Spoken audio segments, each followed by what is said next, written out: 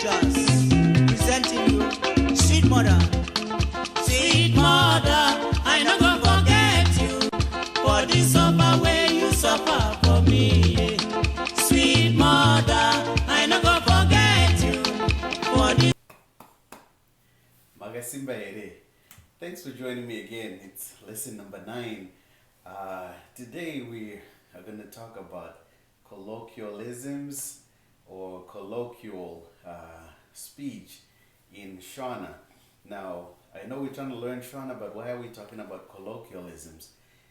90 something percent of conversations that happen in Zimbabwe, there's a lot of colloquialism in it. I dare say it's impossible to have a conversation with somebody and they don't include a little slang, a little colloquial language in it. And the cool thing about it is if you talk to someone and throw in a little colloquialism, it's very endearing. It's not rude. Nobody's going to be offended by it. They're actually going to get a nice little tickle, nice little kick out of that. So that's why today we want to talk about some of the very common colloquial patterns and words that are used in Zimbabwe. Now, the words I'm going to use in this particular lesson are words that I call have stood the test of time. Now, you know, slang is very dynamic. Like, there's a new slang word popping up every single day. The words I'm going to give you are words that have been used for generations and are still used today, which I believe are words that are going to continue to be used. Number 1 on my list is the word bo. B-H-O. Bo.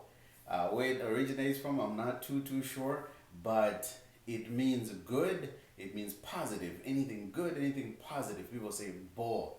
You can substitute the word good with bo. You can substitute the answer for good with the word bo. I'll give you a few examples.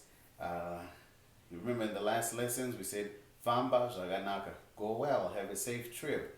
You can just substitute that with famba bo. So zvakanaka, which means safe, good trip, you substitute that with bo. Famba bo. You can answer with the word bo. Hey, how was your trip? Bo. Hey, how's the food? Bo. So bo, it just means good, anything positive, good. You answer that with bo. You can ask somebody, how are you doing? Uri bo, here, how are you? So bo is a word you're gonna hear a lot. It's a word you're gonna hear being used a good bit. There's a new variation of the word that's just come up recently. It's bolato. I don't know how long that one's gonna last. But the word bo is gonna be there for a pretty long time. I'm pretty sure of it. So, you know, feel free to use that word bo. It'll substitute good in any instance. Say, for example, is the food good?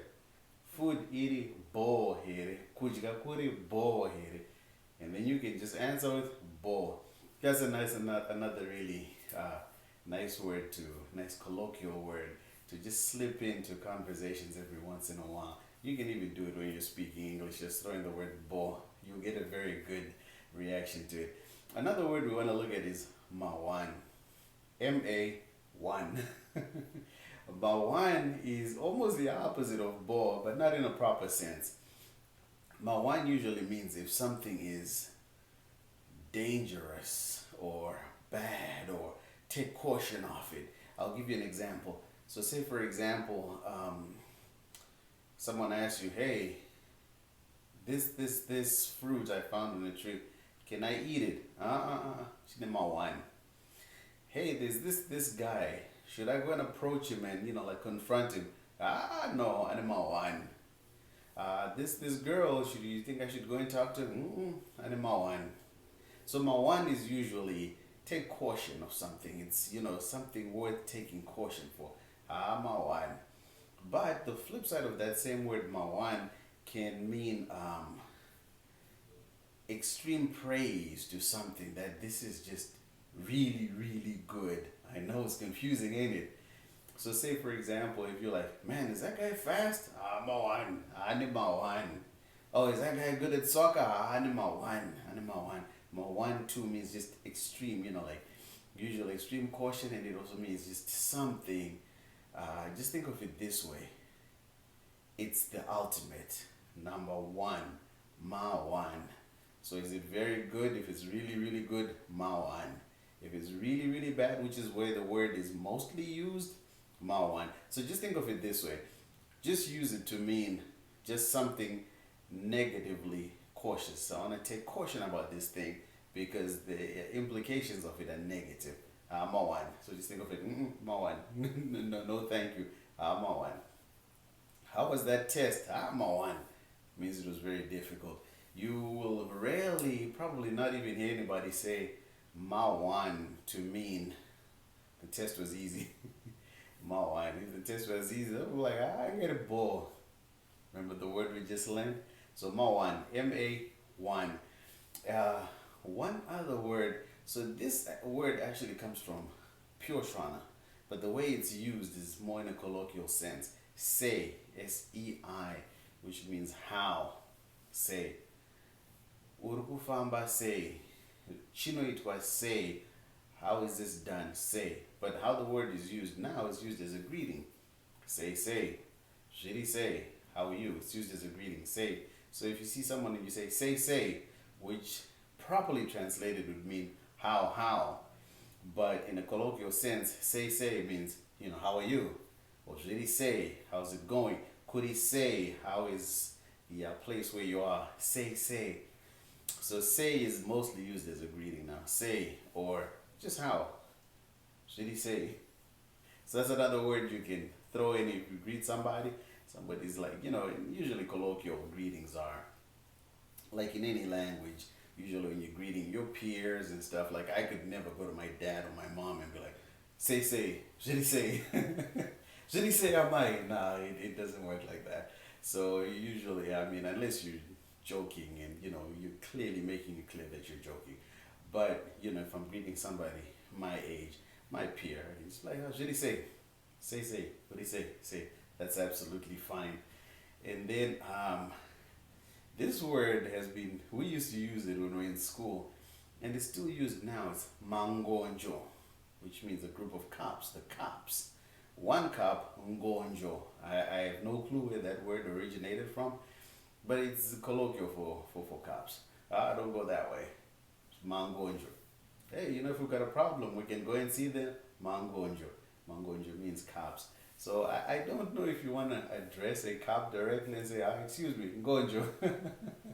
Unless it's someone with a really good sense of humor, I'm pretty sure they don't like being called that. I'm not sure, but I wouldn't take a chance.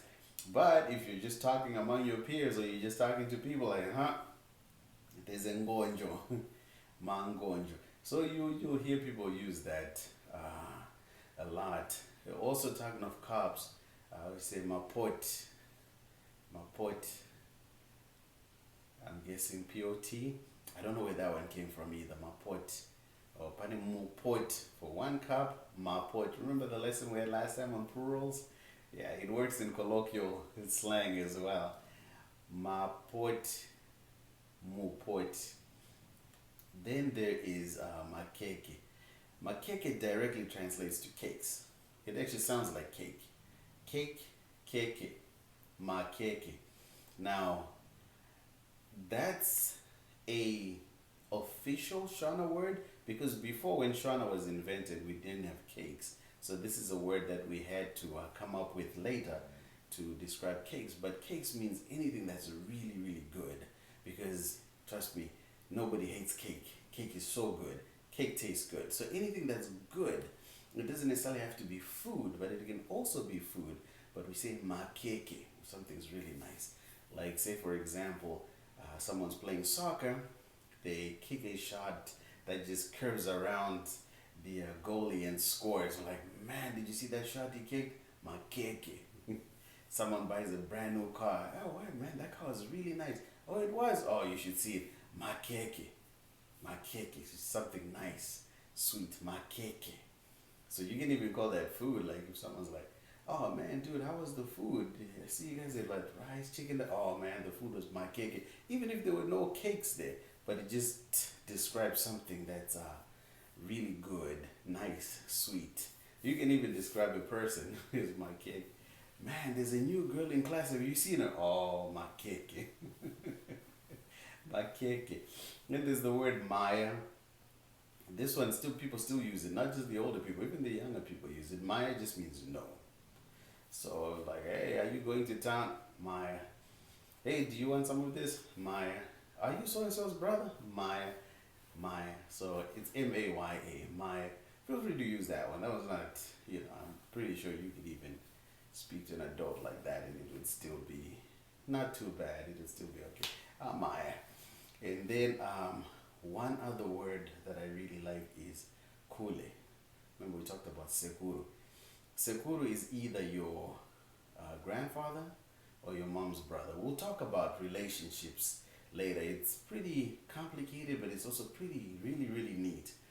But that's what sekuru means. And then you can just address somebody who's a little bit older than you as sekuru. It's absolutely fine. Like I even when I go to Zimbabwe, I still do the same thing. Seguru, sorry, seguru. Even somebody who's probably a little bit older than me or my age. But the colloquial word for sekuru is kule. Kule. Or you can say kules, depending on how really cool you are. So you can be like kule, kules. So you can be like, excuse me, kule, can I ask you a question? Absolutely fine. If somebody's okay with you calling them sekuru, you can call them kule. And that's another thing we'll discuss when we talk about, relationships. If your sekuru is your friend, even if it's your grandfather or your uncle, your mom's brother, so you can call them kule and totally get away with it. Like all my kules were like really, really cool. So that's a word you can definitely use. One very important word, I don't know why I didn't make this one of the first ones, is the word ndeipi. Ndeipi means like what's going on, or what is this, what is it? It's a question. What's going, like what's up? That's it. That's the way to translate it. It's like saying what's up. So it's colloquial in the sense that you can use it as a greeting. Like someone, you say ndeipi, and they can answer that other word we learned, say, or someone can start off the greeting with really say, or say, or ndeipi. Ndeipi just means what's up. In the same way, if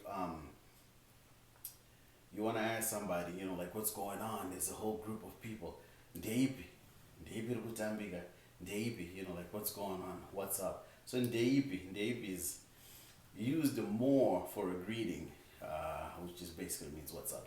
Ndeipi, and you can use it in the morning, afternoon, evening, ndeipi.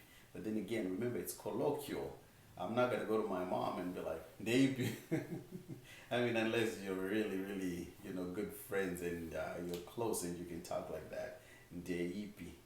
So I'll end the lesson there. Maybe next lesson will be a little bit more formal, a little bit more complicated. I really want to talk about relationships. Why is this important? If somebody says, hey, this is my sekuru or my nini or my anjazi, my brother, my sister, I want you to understand exactly what that means and how you how you call a person, what the difference between calling someone sekuru and bamkuru and so on and so on. But it's been absolutely wonderful making videos for you. Thanks to everybody who watches, comments. I really, it's very, very encouraging. But I look forward to seeing you guys on your next lesson. Yeah, take care and thanks again.